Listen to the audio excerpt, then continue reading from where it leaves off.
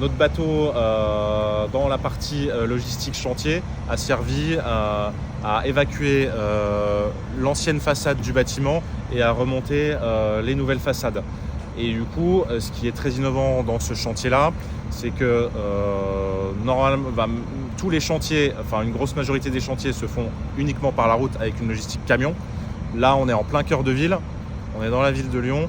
Et du coup, la grosse innovation, c'est qu'on a tout emmené et qu'on a tout évacué par notre bateau, ce qui évite à peu près, je pense, une trentaine de camions pour arriver sur le chantier et pour sortir du chantier. Nous, on met ça en un trajet, l'équivalent sur notre bateau, et on arrive directement au pied du bâtiment, puisque le bâtiment est tout proche du Rhône. Alors ça représente, c'est l'engagement de l'Agence de l'eau, qui est un établissement du ministère de la Transition écologique, pour améliorer son empreinte, améliorer l'ensemble de ces dispositifs de fonctionnement pour être plus résilient, plus exemplaire en matière de transition écologique. La première fois que notre bateau fait ça à Lyon, spécifiquement à Lyon, nous c'était super excitant de travailler cette logistique-là en lien avec le chantier, parce que c'est des choses qu'on ne fait pas tous les jours. Alors on est essentiellement sur de la rénovation en façade. C'est-à-dire qu'on avait des panneaux qui étaient des ponts thermiques extrêmement énergivores, qu'on va remplacer par des panneaux ossature bois qui vont moins consommer. Et sur les façades sud, on va y adjoindre des panneaux photovoltaïques, donc qui vous permettront aussi une petite production.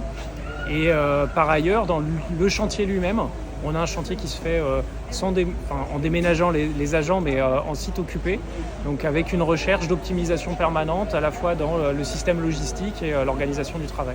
La jeunesse du projet, effectivement, ce bâtiment il a été construit en 96 et depuis le début, son problème c'est vraiment la performance thermique, en particulier l'hiver. Et quand on a commencé le projet, quand on a commencé les premières études en 2019, on pensait froid hiver.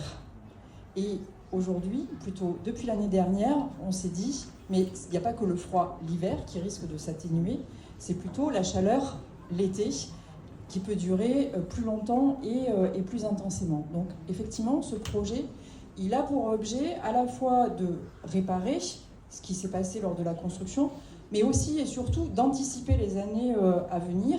Et à l'agence, on est bien placé pour connaître les effets du changement climatique. Donc vraiment, c'était important pour nous de nous placer dans une prospective.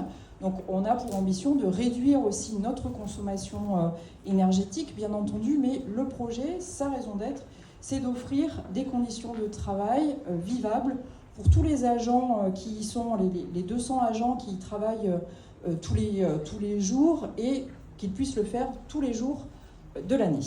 Voilà, donc ça c'était vraiment quelque chose qui nous tenait à cœur, et encore une fois on a un peu évolué durant le projet.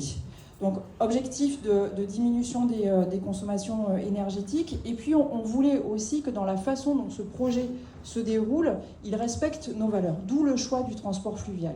Parce que effectivement, quand vous sollicitez, quand vous lancez un appel d'offres, même quand on est à côté du fleuve, ce qu'on vous propose, c'est de passer par la route.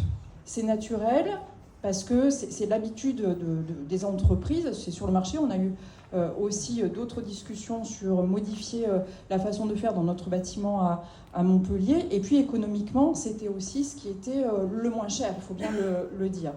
On a un peu insisté, et ce qui nous a aidés, ce sont les travaux du tramway T10, avenue Tony Garnier. Donc effectivement, le fait de supprimer, comme l'a dit Monsieur Poulain, un certain nombre de camions sur la route, c'était plutôt bienvenu, et ça nous a aidé aussi dans les discussions avec la ville de Lyon, puisqu'il a fallu aménager un peu, on ira voir tout à l'heure, le parc pour pouvoir passer. Donc on est très heureux effectivement d'avoir pu mener ce projet à terme. Pour les aspects portuaires et les installations qui ont permis le chargement et déchargement des équipements. La société Sogestran, qui est en charge du transport fluvial, il y avait une grosse responsabilité quand même de charger ces panneaux. Et donc l'intérêt de ce report logistique, c'est bien évidemment proposer une logistique apaisée, qui évite de circuler en centre-ville et qui évite surtout les émissions de 100 poids lourds qui viendraient faire des allers-retours au sein de la zone à faible émission.